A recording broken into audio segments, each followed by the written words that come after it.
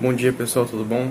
Eu me chamo Cauã e junto com o meu grupo aqui, o Leonardo e o Matheus, a gente vai apresentar sobre o sensoramento remoto de luzes noturnas, uma revisão e uma perspectiva para o futuro, da disciplina de processamento e sensoramento remoto 2.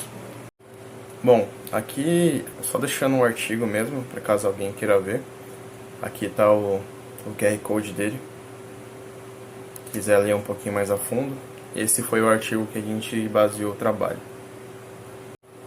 Nesse trabalho aqui a gente vai dar um pouquinho da introdução, falar sobre a evolução dos sensores, a história, a importância, falar sobre um dos sensores antigos que foi o DMSP/OLS dos anos 70, falar um pouco dos desafios que tem, né, com a evolução desses sensores e concluir, dar uma breve conclusão do trabalho. De forma introdutória, a gente pode começar falando, né, que o sensoramento remoto nada mais é do que uma atividade que visa ver coisas de acordo com o tempo, uma atividade de imagem, né? E aí a gente pode fazer o sensoramento, que seria a varredura com essas imagens, e ver dados, etc. Com isso a gente pode ver ações antrópicas, que são bastante importantes, como por exemplo, desenvolvimento de cidades, que é uma grande importância no monitoramento ambiental e urbano. O objetivo dessa revisão é explorar as tecnologias, aplicações e os desafios atuais, né, que a gente tem com o sensoramento noturno. Segundo Kurtzen, em 2002, a sociedade humana ela se modificou a Terra a tal ponto que a atual era geológica ela foi denominada como Antropoceno. Antropoceno é a definição que fala que o ser humano impactou a Terra. Tem os outros períodos históricos, enfim. E uma das principais importâncias, né, das imagens noturnas é o uso de ferramenta de monitoramento desses impactos. Aí monitorando direto os usos artificiais, vendo progresso, outras coisas de sociedade, enfim. E a relevância atual é que as luzes noturnas elas indicam o desenvolvimento de economia e da parte social, né? Foi o que eu havia comentado anteriormente.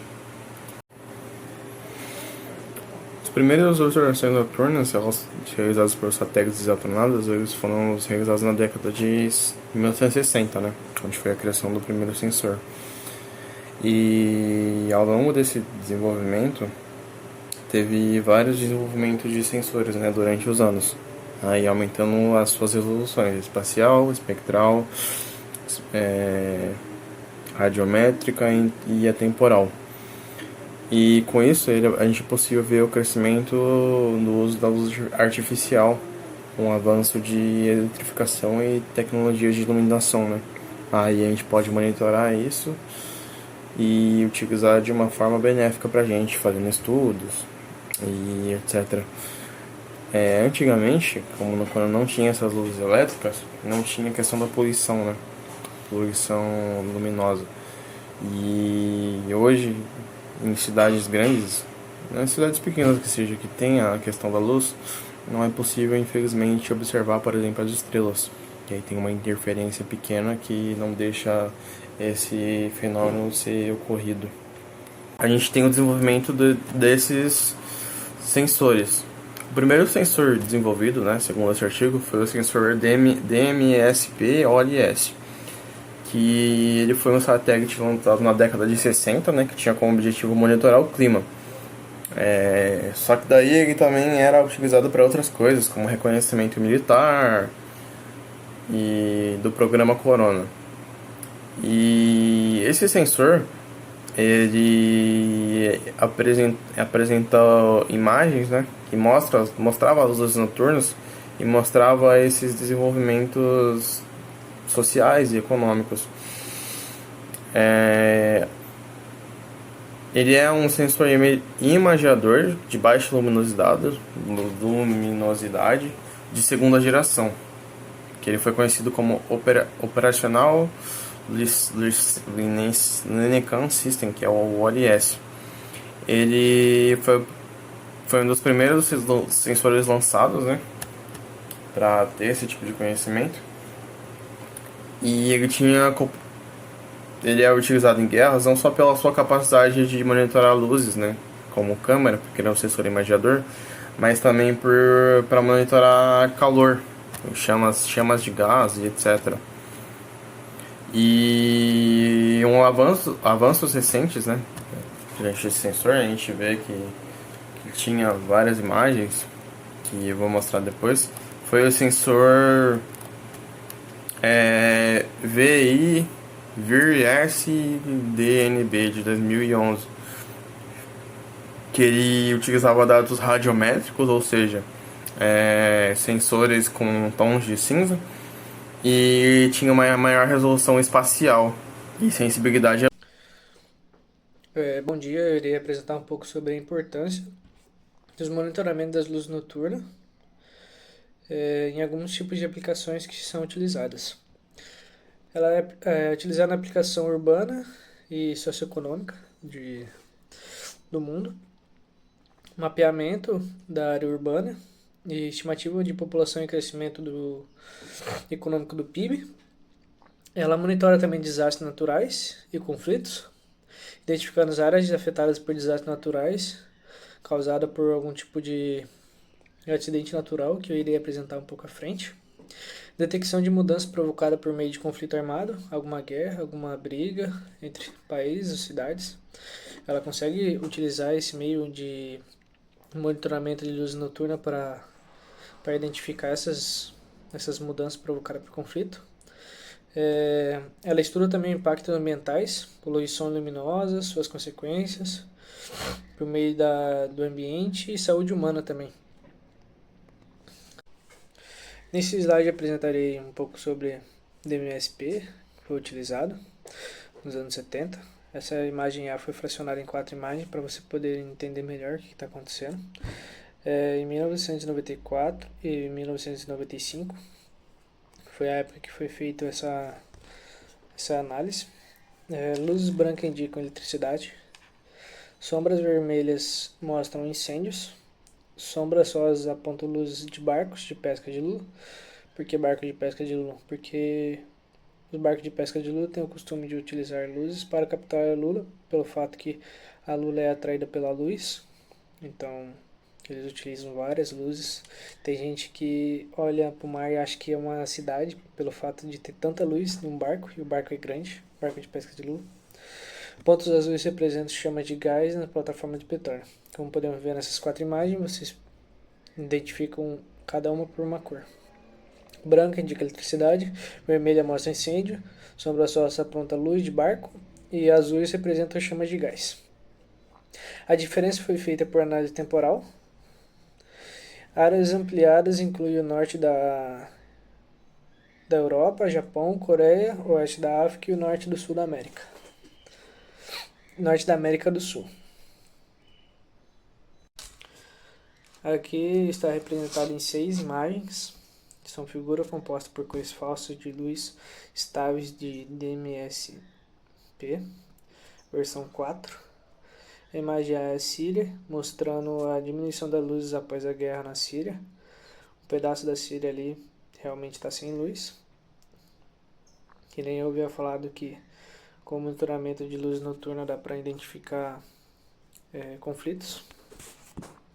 Expansão das estradas, a imagem B mostra a expansão das estradas dos Emirados Árabes Unidos, EAU. A C mostra a fronteira iluminada entre a Índia e o Paquistão. Se você olhar bem aqui, tem realmente uma forte luz aqui entre a fronteira do Paquistão e da Índia.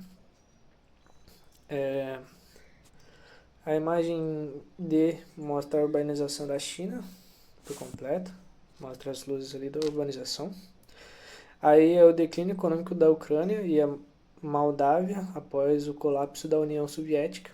Teve um pequeno declínio ali.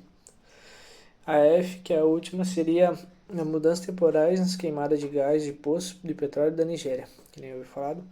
Também alguns conflitos naturais ou antrópicos podem influenciar nas luzes noturnas. A gente pode identificá-la por essas luzes. Nesse slide apresentarei um impacto ambiental, né? foi um desastre, na verdade. Serão duas imagens. A primeira imagem mostra a Panama City, né? Cidade de Panamá, com todas as luzes funcionando normal, e depois mostra o impacto, que o impacto foi quando uma tempestade de categoria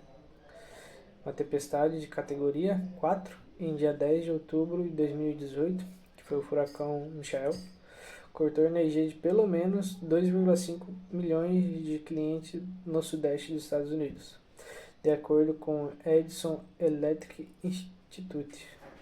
As imagens mostram as luzes onde se apagaram no Panama City, na Flórida, comparando com as luzes noturnas noturnas antes e depois do furacão.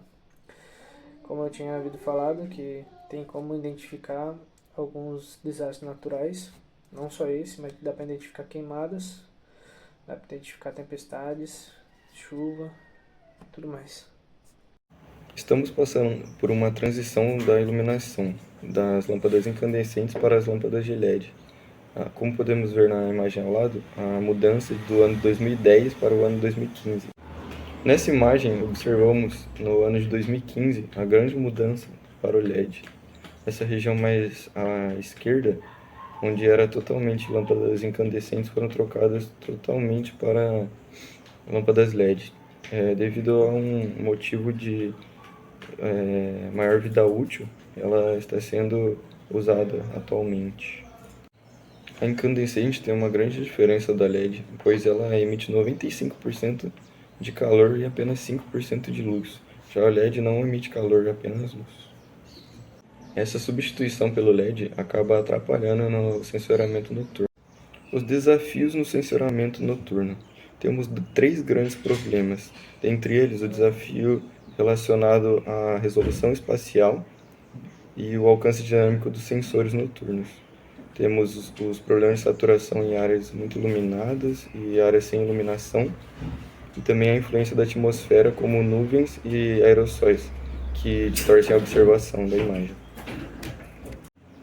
Aqui temos um exemplo de saturação de imagem que ocorreu em Berlim durante um ataque no ano de 1941, devido a grande quantidade de iluminação, a imagem acabou ficando dessa maneira.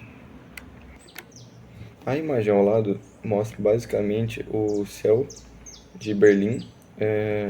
Ele capturou essa foto a 15 km do limite da cidade de Berlim e mostra ali, sendo a região mais próxima ao centro, onde tem a grande iluminação, ela chega até 200, ali, a região mais esbranquiçada. E quanto mais vai se afastando, vai diminuindo para a coloração vermelha, amarelada, verde, até chegar nessa coloração mais azul escuro, roxo. E ao final ele compara com um céu comum estrelado, que ela tem uma luminância próxima de 0,2 a 0,3. O futuro do sensoramento noturno tem a necessidade de novas plataformas geoestacionárias para o monitoramento contínuo de luzes noturnas.